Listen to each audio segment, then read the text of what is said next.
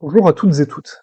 Voici donc la première vidéo de la chaîne, qui est une interview de Monsieur Aguilar, ancien ingénieur, maintenant à la retraite.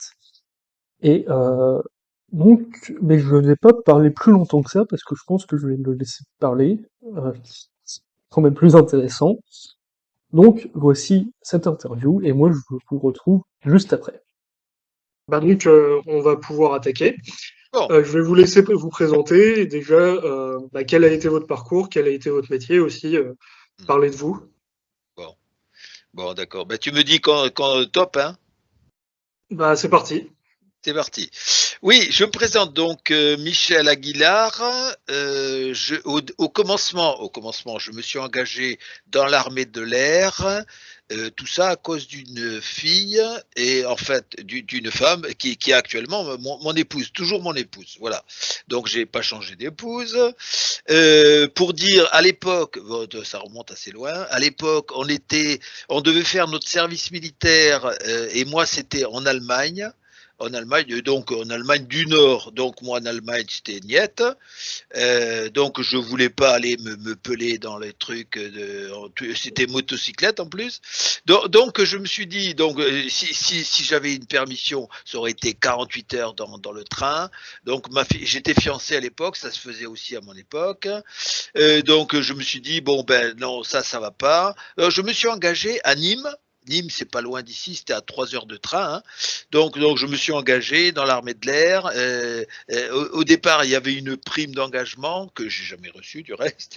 Donc, je vais jamais leur demander. Bon, en fait, tant pis. Et puis j'ai appris quand je me suis engagé. Donc, j'ai passé des tests et tout le bins. Hein, et je me suis comment dire, j'ai été orienté vers les radars de bord. Les radars de bord sur les mirages et tout et tout. Bon, ben très bien. Bon, je me suis dit, bon, ouais, quand même, je vais pas rester dans cette galère-là, parce que je suis pas trop militaire. J'ai fait 68, hein, pour vous dire. Donc, je me suis dit, j'ai appris en ce moment-là, j'ai appris qu'on pouvait on pouvait devenir ingénieur des études et techniques d'armement, IETA, comme on dit. Bon, j'ai appris ça. Bon, donc je me suis dit, bah tiens, j'ai pas fait maths sup et maths spé moi. Hein. Donc je me suis fait ça, je me suis fait mettre à niveau, si je puis dire, en solo. Donc j'ai appris maths sup, maths spé comme ça. Je venais de la fac, hein, de la fac maths physique. Bon, donc bon, c'était comme ça. Donc j'ai passé un premier concours. J'ai été sur la liste d'attente, mais hélas, j'étais à Rochefort, hein, dans la formation armée de l'air. Hélas, euh, bon, personne s'est désisté, sachant qu'on était payé et tout. Donc tout, évidemment, il n'y avait aucune chance. Donc la première année, ben, j'ai échoué, quoi, il faut le dire. Et donc je dis bon ben je passe pas, je vais repasser l'année suivante. J'ai repassé l'année suivante. Bon là j'ai fini par l'avoir, sachant que j'étais à la base aérienne de Cazaux, au sud d'Arcachon. C'était bon à Cazaux quoi. C'était au sud d'Arcachon, à côté de Biscarrosse, Biscarrosse plage, pour tout dire. Bon, et puis ma fiancée qui m'a, ben, on était mariés à l'époque, euh, qui m'a suivi. Donc moi, dans l'armée de l'air, j'ai été le seul à passer ce type de concours. Hein. Bon, donc les gars, j'étais à peine sergent, donc de sergent, je suis passé sous-lieutenant. Donc les gars, ils ont rien C'est pas compris. mal. Oui, c'était pas mal. Honnêtement, c'était pas mal. Mais bon, l'armée de l'air, bon, les gars, ils voulaient pas me laisser partir au début. Hein. Donc je dis non, ça n'est pas possible. Bref, j'ai regagné la DGA, Direction Générale de l'Armement. Et là, bon, j'ai passé ma formation à l'ENSICA, à l'ENSICA à Toulouse. Et en plus, sachant que j'étais pris dans l'aéro, hein, il y avait les trois armes, hein, aéro, maritime et armée de terre, donc dans les trois armes, et ils nous offraient la formation pilotage. Donc je dis bon, ça c'est inespéré, c'était inespéré. Donc j'ai pris cette affaire-là. Et j'ai passé donc mon brevet de pilote à Carcassonne. À l'époque c'était Carcassonne, maintenant maintenant ça n'existe plus. Hein. Après c'était Montpellier, etc. Donc j'ai été, pour faire court, désolé, hein, pour faire court, Non, vous inquiétez pas, de toute façon. vous couperez. Hein. Pour faire court, j'ai Non, été c'est pour toujours leur très montrer. intéressant tous les parcours. Oui, pour leur montrer un peu, il faut pas se décourager, quoi. En gros, la morale de Oui. l'histoire, c'est si vous voulez quelque chose, si vous y mettez du vôtre, ben, vous finirez par arriver. Ce que j'ai fait. Bon, comment ça s'appelle, à l'ENSICA, ça a duré 2 ans, la formation. Comme moi, j'avais fait déjà l'armée, tout ça, donc j'ai été rattaché à la promo suivante. Et comme j'avais dans la tête à l'époque la propulsion, moi je suis un fan de la propulsion, hein, voilà. Et donc j'avais en tête, comment dire, un sujet de propulsion. Et bon, franchement, moi je suis du type, une fois qu'on est passionné, bon, on pense qu'à ça, quoi. Bon, et j'ai pensé qu'à ça, si bien que j'ai terminé de la promo. La promo, alors c'était mélangé, les militaires et les civils, c'était mélangé. Bon, et on était bien payé à l'époque. Hein. À l'époque, c'était à peu près 1000 euros par mois, tout en apprenant ses études. Oui. Donc là, c'était franchement, c'était tout bon. Et je venais de l'armée de l'air où je gagnais peut-être 200 euros. Là, je suis passé à 1000 euros. C'était le grand saut. Voilà, le grand saut. Donc, bon, j'étais marié à l'époque et tout ça. Bon, j'ai fini par avoir deux garçons. Bref, donc j'avais ça en tête de la propulsion. J'avais un truc en tête, quoi, voilà. Je pensais qu'à ça, voilà, du matin au soir et du soir au matin. Et c'est pour dire, c'est pas pour dire, pour justifier, j'ai terminé dernier de ma promo. Et dernier de ma Ah, promo, ça veut dire que, ouais, bon, c'est comme ça, hein, c'est la vie. Hein. Mais bon, j'ai bien avancé sur ce que je voulais développer, et si bien que je l'ai proposé en tant que sujet perso. À la fin dans chaque école d'ingénieur, à la fin du parcours, ben on a 6 mois de propositions pour faire un sujet particulier. Moi, j'avais le mien de propre sujet. Et ben, c'était ça, la propulsion particulière. Et bon, donc terminé dernier, j'ai pas eu le choix, j'étais à Paris. Bon, à Paris, dans les radars de sol, les radars sol. Donc moi qui était un fan de la propulsion, honnêtement, pendant 2, 3 mois, là, j'étais pas très bien, et je me suis dit, bon, ben là, il faut s'y mettre. Bon, je me suis mis, bon, et je leur ai proposé, je suis comme ça, hein, fallait bien que, c'est tombé sur moi, c'est tout, hein.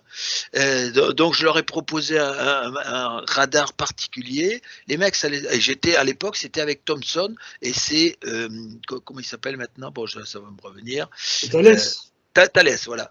À l'époque, c'était Thomson CSF. Bon, mais maintenant, c'est Thales. Et je leur ai proposé donc, parce que je trouvais cette technologie extraordinaire, euh, je leur ai proposé un perfectionnement qu'ils ont pris. Ils ont pris, les gars.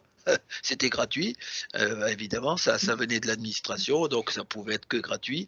Ceci dit, j'avais un budget à l'époque, hein, 40 millions de francs, parce que c'était des francs à l'époque, hein, bien sûr. 40 millions de francs, donc je commandais des radars, des machins, des trucs comme ça. Et bon, honnêtement, ça m'a bien plu. C'était une nouvelle technologie pour moi. Bon, ce que j'ai appris, j'ai fini par l'apprendre. Et donc parcours, je vais en terminer là. Parcours, au bout de 8 ans, on devait en tant que étant payé, on devait 8 ans à l'administration. Donc j'arrivais à mes 8 ans et j'ai demandé à être mis en service détaché au ministère de l'Industrie. Bon, donc j'étais accepté et ma seule condition, c'était pouvoir faire mes heures de vol, parce que ça, c'était ultra important. Et c'était à Melun-Villaroche, c'était à côté de Paris, quoi. Donc les gars, ils ont accepté. Et j'ai fini par être le correspondant du Quai d'Orsay. Non, mais c'est pas croyable, franchement, c'est pas croyable. Oui. Correspondant du Quai d'Orsay pour les transferts de technologie Est-Ouest, plutôt Ouest-Est. Ça, c'était pas autre chose, hein. Voilà. Et donc je faisais partie comment dire, d'une communauté. Il y avait 17 pays représentés. C'était à Paris, hein. Le siège était à Paris. Ça s'appelle le COCOM, Coordinating Committee. Donc désolé pour l'accent, mais bon, on se refait pas. Et Oui. oui. Mais, Oui. oui, du coup, vous étiez correspondant Donc du pour Quai le Quai d'Orsay d'Orsay pour les. pour le committee, le COCOM, Coordinating Committee, où il y avait 17 pays représentés, et le but était de veiller à ce que les transferts de technologie de l'Ouest vers l'Est, on leur file pas beaucoup aux Ruskov, quoi. Voilà, c'était l'objectif, c'était ça. Bon. Et puis bon, ok, bon, j'ai fait tas de trucs, hein. Bon, c'était intéressant, franchement, c'était intéressant. Bon, évidemment, ce que j'ai appris, c'est que en fait, c'était les Américains qui vendaient le plus aux Russes. Non, mais alors qu'ils la ramènent pas trop. Donc, ils vendaient le Oui, plus aux Russes. Oui, oui, oui, c'est comme ça. Non, franchement, j'avais fait faut des défendre sa statistiques. propre chapelle aussi. Oui, oui, oui, bien sûr. Mais bon, les gars, ils leur donnaient pas la haute technologie, bien sûr. Sinon, ça serait jamais passé. Et donc, en gros, c'est moi qui faisais la politique de la France pour les transferts de technologie. Non, mais pour dire un petit ingénieur petit ingénieur, eh bien, j'avais beaucoup de responsabilités, franchement beaucoup de responsabilités. Donc, au ministère de l'Industrie de l'époque, je me suis franchement éclaté. Ce qui veut dire que, bon, il faut quand même savoir de quoi on parle. Donc, le métier d'ingénieur est ultra utile et très très utile parce que vous êtes vite largué, hein, dans les hautes technologies. Si vous ne tenez pas la route, vous êtes éjecté et c'est tout, quoi, hein. Voilà. Donc, Mais vous étiez conseillé, ou vous décidiez vraiment quelle technologie partait ou pas. oui, oui, c'est ça, oui. Alors, c'était examiné par le Conseil des 17 pays, bien sûr.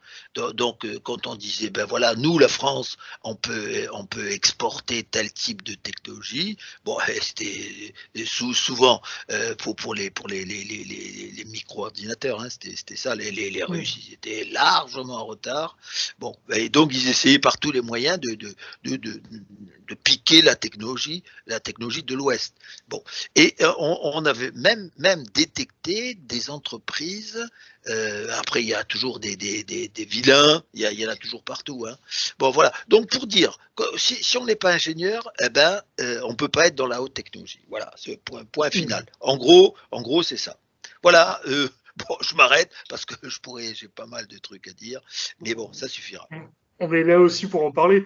Et oui, du coup, je parlais de votre autre grand projet qui a été en fait Explore Air, enfin Oui, votre avion à ouais. décollage vertical. Et en fait, comment cela vous est venu comment vous. Alors, comment dire là-dessus? Pourquoi ça? C'était d'abord la propulsion. Bon, j'ai toujours travaillé en parallèle, hein. J'ai toujours bossé sur la propulsion. Bon, comme je vous dis, moi, il en fallait bien. Bon, c'est tombé sur moi, donc j'avais quelques idées à droite, à gauche, etc. Que en tant qu'ingénieur, voilà, ça c'est à préciser. On peut avoir des idées autant qu'on veut, mais il faut valider. Par contre, comment dire, les lois physiques sont très têtues, et si on est hors des lois physiques, ça tient pas la route et c'est tout, quoi. Donc, en tant qu'ingénieur, bon, j'ai fait des tas de notices de calcul et tout le bins là. Et puis, donc, moi perso, c'était vers le ciel, quoi. Bon, je suis spiritualiste et autres. Bon, moi c'était décollage. Voilà, décollage. En gros, c'est ça.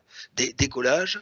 Et Donc j'ai progressé dans comment dire, dans la propulsion, et j'ai inventé, parce qu'il faut le dire, j'ai inventé un propulseur qui s'appelle le thermoréacteur. J'ai déposé des brevets qui ont été acceptés par la France, bien sûr, par les États-Unis et par le Japon. Vous voyez, des pays où en général, quand on ne fait pas partie de la communauté, eh ben, on est rapidement, ils se disent, les gars, bon, Mm. nous Américains, on est the best of the world, du système solaire même. Bon, c'est comme ça. Donc là, ils ont vu un Frenchie qui avait un truc, et ils ne pouvaient pas ne pas délivrer, hein. Donc c'est Mm. pas déposer, c'est délivrer le brevet. Donc j'ai un brevet thermoréacteur, et à quoi il me servait ce truc? C'était à décoller. Et bon, application, l'Explorer, XPLORAIR, l'Explorer pour décollage vertical. Ouais. Et bon, donc j'ai expliqué, j'ai vu des tas de personnes et des entreprises. Mais par contre, ce que j'ai compris, c'est le not invented here.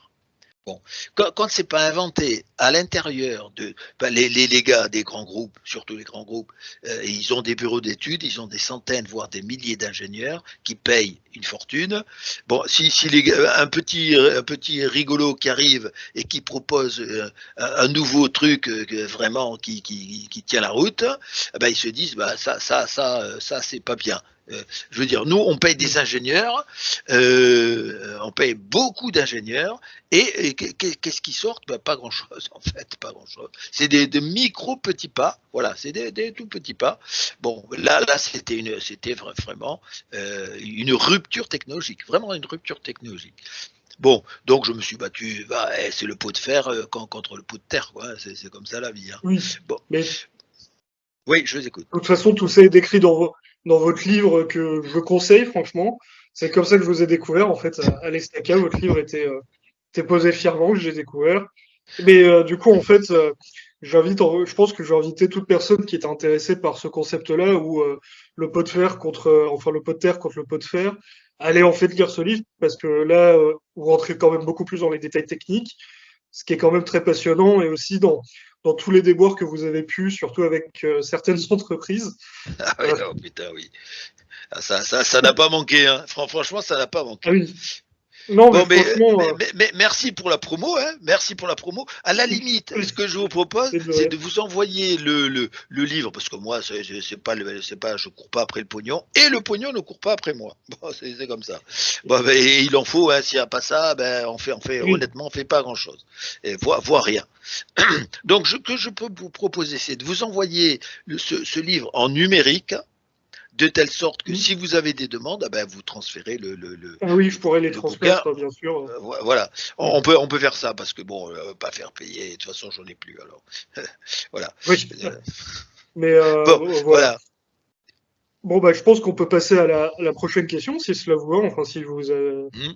Non, non, qui est vas-y, vas-y. aussi, quelle est votre vision du métier? Enfin, quelle est la vision que vous avez du métier d'ingénieur?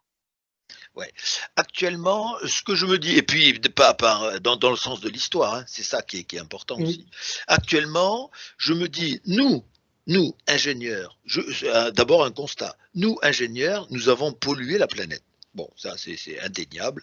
Bon, eh bien, nous ingénieurs, nous devons dépolluer la planète. C'est-à-dire que tout ce qu'on va imaginer, inventer, concevoir, tout ce qu'on veut, il va falloir que l'on pense à quel est l'impact sur la planète. Pardon.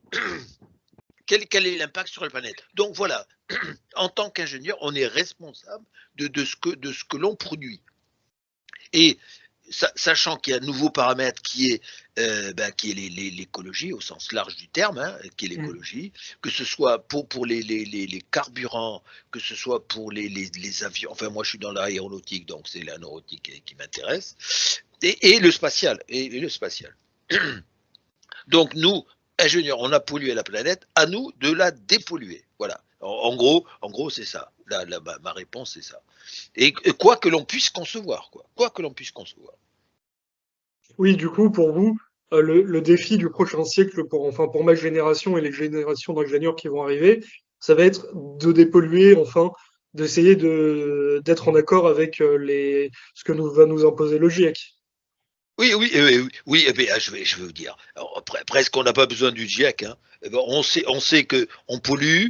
Bon, eh ben, par les carburants, par les technologies, il faut que ce soit Mm. plus efficace, faire plus et avec moins. Voilà, voilà. En gros, Oui, c'est c'est ça. ça. D'accord. Et mais du coup, bah, par exemple pour l'aéronautique, est-ce que vous voyez un domaine comme l'hydrogène ou autre où on pourra avancer à grands pas, ou par exemple l'avion à hydrogène tel que le veut Airbus, par exemple avec le projet Oui. Maverick, c'est quelque chose d'un peu fantastique ou c'est un peu un coup d'épée dans l'eau? Non, bah, en gros, sachant que l'hydrogène a un pouvoir calorifique 3 fois supérieur à celui de l'hydrogène, donc ça c'est intéressant. Donc à la limite, bon, on en met moins. Bon, et puis avec l'hydrogène et l'oxygène, on fabrique de l'eau, quoi. En gros, on fabrique de l'eau. Mm. Donc ça déjà, à la base, c'est très intéressant. Je suis en contact, et étant à Toulouse, on va dire à Toulouse, je suis en contact avec Airbus, où mon contact justement eh bien, bosse sur la structure, notamment du réservoir, parce que ça, c'est la difficulté. Oui. Comment on va stocker ces punaises d'hydrogène, que ce soit liquide, mais bon, liquide moins de 253 degrés Celsius. Donc, vous voyez, il faut le faire, Mm. quoi. Et puis, l'hydrogène a cette comment dire, particularité de s'infiltrer au travers même si on fait des réservoirs en composite, eh bien, il a cette particularité de fuir, de passer au travers. Donc, vous voyez, ben, Oui, bon, oui, c'est tellement petit que ça passe au travers des carburants. Enfin, nous, on a un projet justement sur, je vous en avais parlé de bornes à hydrogène. L'un de nos soucis, c'est comment maintenir l'hydrogène dedans. Et oui, du coup, c'est l'une des grosses questions. oui. Bon, bah, merci. Ah oui, autre question qui peut être intéressante, comme vous nous le disiez plus tôt, de base, vous n'aviez pas comme but, si je comprends bien, de devenir ingénieur. Pour vous, c'était plutôt vous étiez à la fac et après, de fil en aiguille, vous l'êtes devenu. Oui, en fait, oui, c'est ça. J'étais en maths physique. Bon, après avoir passé un bac E, mathématiques et techniques, c'était de l'époque, hein. Eh bien, ça n'existe plus maintenant, hein. De toute façon, dans Mm. l'éducation nationale, ça change tous les ans. Bon, enfin bref, qui se démerdent. Voilà, c'est leur problème. Et puis, donc j'étais à la fac en maths physique. J'adorais les maths, j'adorais la physique. Bon, voilà, c'est comme ça. Et puis, il s'avère que merci l'armée de l'air, parce que c'est grâce à elle qui m'a appelé à faire le service militaire. Et merci aux femmes aussi, hein. Et ben parce que c'est grâce à l'armée de l'air Oui. que j'ai fini par épouser ma femme, toujours mon épouse actuelle, quoi. Mm. Ouais, oui, donc j'avais pas d'idée de devenir ingénieur, hein, parce que dans la famille, Oui, il c'était. y a, il y a personne qui est ingénieur. J'avais aucun modèle, quoi. En gros, vas-y mon gars, débrouille-toi, c'est la vie, de tends les bras, ben à toi toi d'y aller, quoi. Et puis, bon, Mm. il s'avère que les circonstances ont fait que, ben, j'ai fini par devenir ingénieur, et je le regrette pas, loin de là. Franchement, loin de là. D'accord. Quand on est passionné par la technologie d'une façon ou d'une autre, que ce soit peu ou prou, par la technologie, eh bien, quel est l'intérêt de devenir ingénieur? C'est qu'on a les outils pour vérifier que nos idées tiennent la route. Voilà, c'est ça qui est Mm. ultra important. Et bon, les gars, il faut pas oublier les mathématiques, c'est un outil aussi. Il faut pas oublier, parce que quand on sort de maths spé, j'en connais des gars, hein, bien sûr, j'en connais beaucoup. Quand on sort de maths spé, bon, on est gavé de mathématiques, eh ben, on veut plus en entendre parler. C'est comme ça. Mais c'est un outil fantastique, c'est un outil fantastique, qui permet Oui, justement de savoir si nos idées ben, sont applicables, sont justes. Voilà. oui, c'est la confrontation entre le papier et le système réel. Les Oui. mathématiques et la physique sont souvent là pour nous rappeler que il y a quand même un grand gap de différence. Oui, oui. Ah ben ça on apprend, c'est la vie, hein. On touche du doigt entre la vraie matière, parce que c'est ça le truc, quoi. Dès qu'il y a matière, dès qu'il y a matière, et comme exemple, je voudrais dire que nous, ingénieurs, comme exemple, je prendrais l'exemple pour faire plus avec moins, et c'est ça, Mm. l'impression 3D. l'impression 3D dépose la matière là où les efforts vont s'exercer. Et avant, ben, on prenait un gros bloc, on taillait dedans, on taillait à la serpe, en gros, quoi. Et puis, même là où il n'y avait pas d'effort, eh ben, il y avait de la matière. Donc, le poids, eh ben, il y en a beaucoup moins. Avec l'impression 3D, le poids beaucoup moins, les efforts ben, sont respectés, hein, ça tient aussi. Donc faire plus avec moins, eh ben, c'est ça. Je veux dire, l'exemple de l'impression 3D est significatif de notre, notre engagement dans dans le futur actuel, dans le futur actuel du 21e siècle. Je réponds à un call for paper de la NASA, pour la propulsion spatiale. Pour aller sur Mars. Donc moi, je suis lâché total. J'ai dit à partir d'une base lunaire sur la Lune, en utilisant la propulsion nucléaire pulsée, thermique et pulsée, donc à base de thermoréacteurs. Ouais, je replace mes thermoréacteurs là-dedans. Et je pense que les Américains, eux, ils sont par contre, c'est des cow-boys, que ce soit des cow-boys horizontaux ou verticaux, c'est quand même des cow-boys. Et je veux dire, c'est avec eux que je vais le faire. Hein. C'est avec eux que je vais le faire. D'autant que j'ai un brevet américain. Donc voilà. Eux sont encore actifs auprès des 3 pays, France. Oui, je les maintiens. Voilà, sur le thermoréacteur, je le maintiens. Les autres, bon, j'en ai déposé un certain nombre, hein, et plus ce qu'on appelle des enveloppes solo, c'est-à-dire des principes, etc. Donc là, je maintiens plus. Voilà. Bon, sur le thermoréacteur, comme c'est ultra important pour moi, et je pense allons-y gaiement, pour l'humanité, c'est utile. Voilà, c'est utile. D'autant que le thermoréacteur qui pourrait utiliser de l'hydrogène, et sachant que, comme je vous dis, qu'il y a un pouvoir calorifique 3 fois supérieur au kérosène, donc ça m'intéresse bigrement.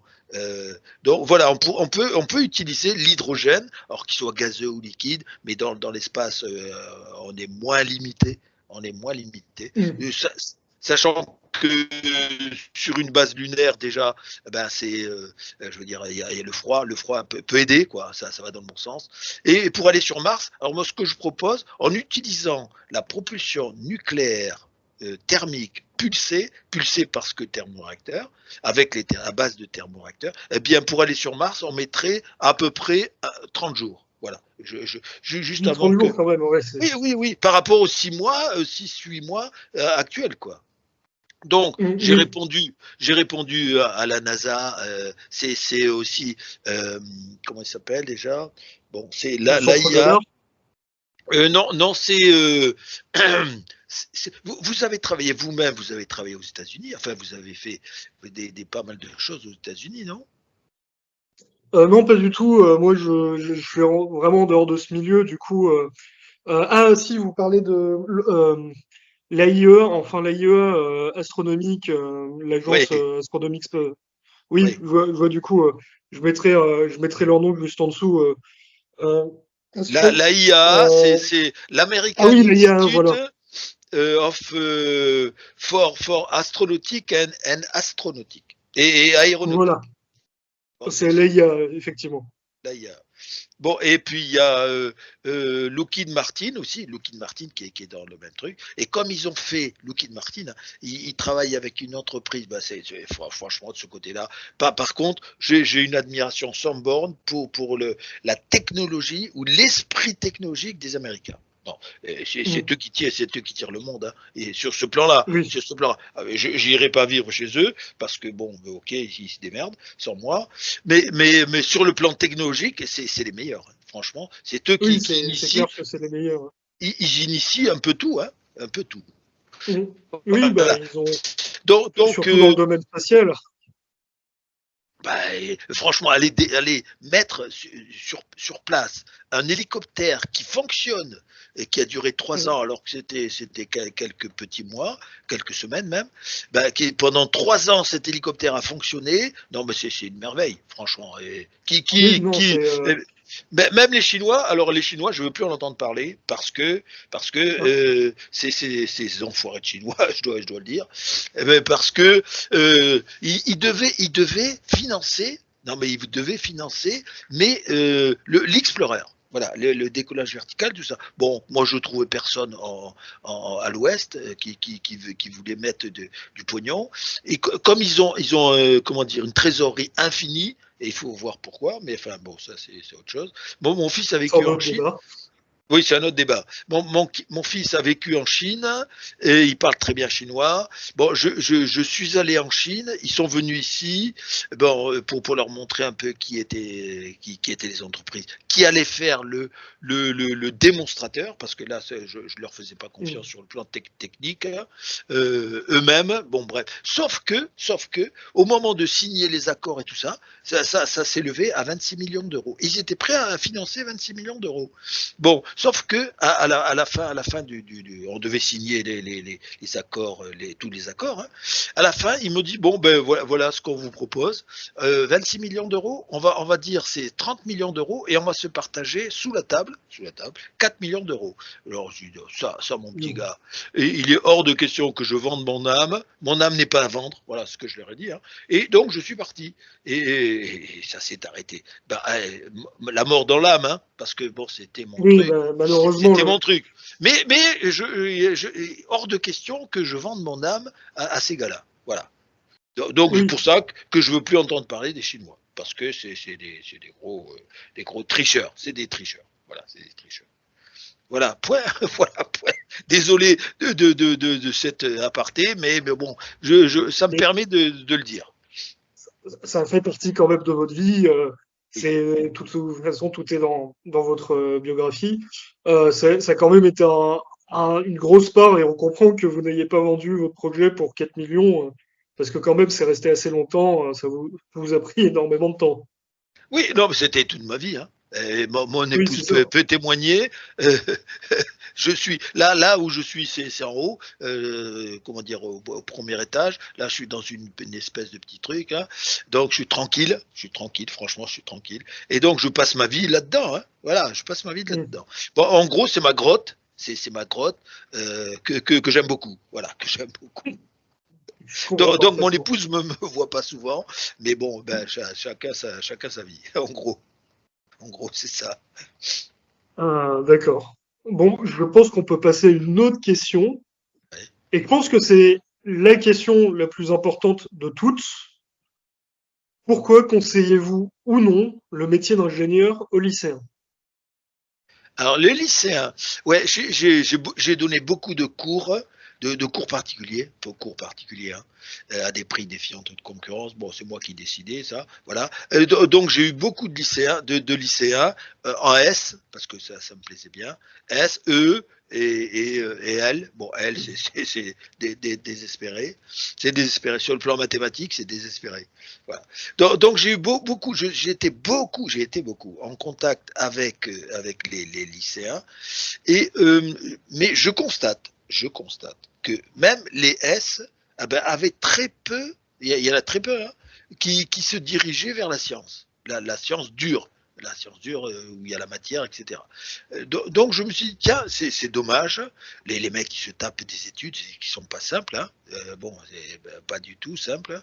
Hein. Mais la science, ça les intéresse pas particulièrement. Voilà. J'ai jamais eu une question. Hein. Tiens, comment ça marche ceci, comment ça marche cela.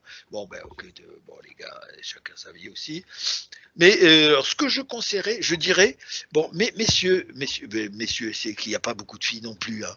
Et franchement, s'il y a 10-15% maximum, Non. maximum, c'est dans la matière dure. Par contre, dans tout ce qui est médical et paramédical, là, il y a 80% de filles. Hein. Bon, voilà. Dès qu'il y a la matière, bon, ok, on n'en parle plus. Ça, c'est un autre débat. C'est un autre débat. Donc, ce que je conseillerais aux lycéens, c'est de leur dire, messieurs, si vous avez quelques affinités pour la technologie, voire la haute technologie, dont l'humanité vous rendra grâce, hein, il faut pas croire, hein, écoutez, ça vaut le coup de faire des études et de mathématiques, parce que là on n'y coupe pas. Hein. donc Matsu Matsue, ça c'est clair. Et puis de vous intéresser, de vous intéresser tout le temps. Vous le regretterez pas. D'abord, vous serez pas mal payé. Ah ben, ça aussi, ça a son charme, quoi, si je puis dire. Ben, vous serez pas mal payé. Ça dépend où vous allez travailler, mais quand même, vous serez pas mal payé. Vous serez bien payé même. Il faut le dire. Bon, moi j'étais dans l'administration, hein, donc là on s'enrichit pas, hein, comme m'a dit un ingénieur général. Il m'a dit ah, très bien, vous voulez être dans l'administration? Oui, oui, je veux être dans l'administration, je veux être serviteur de l'État, c'est comme ça. Et ben, il m'a dit une certitude, vous vous enrichirez pas. Ouais, je cherche pas à m'enrichir. Ben, l'intérêt du boulot me suffit. Voilà, honnêtement, l'intérêt du boulot. Donc je Oui. dirais aux futurs ingénieurs, aux lycéens en tout cas, rentrer dans les classes préparatoires, si, parce que c'est presque la voie royale, hein, c'est pas presque, c'est la voie royale, Mm. pour faire tout ce qu'on veut.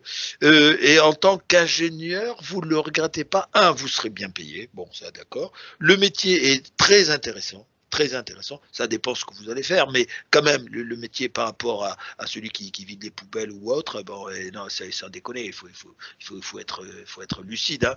Bon, le métier est très intéressant. Vous participerez actuellement, en tout cas, à, à, à nettoyer la planète. Bon, voilà, ça c'est clair aussi. Et bon, eh ben, ces trois grands piliers, ben, vous propulseront. Vous le regretterez pas. En gros, vous ne regretterez pas les années que vous allez passer dans les études, qui sont pas simples non plus, hein, il faut le dire.